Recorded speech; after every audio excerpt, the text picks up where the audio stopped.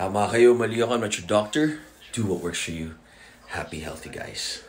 Love yourself. Others will love you. Love your loved ones. Spend quality time with them. Make memories worth sharing.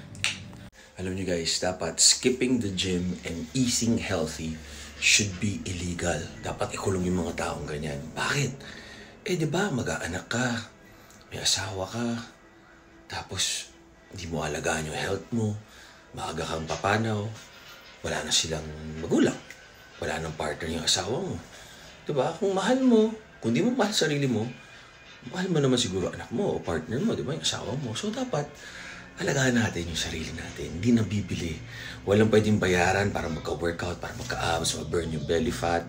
Diba? Tsaka yung nakukuha mong natural endorphins, yung tinutunaw mo, ketosis yung fat. Tapos pag nag-fasting ka, kumain ka na healthy, yung autophagy, yung kinakain yung dead cells, nire-recycle, naglalabas tayo ng natural growth hormone, natural testosterone.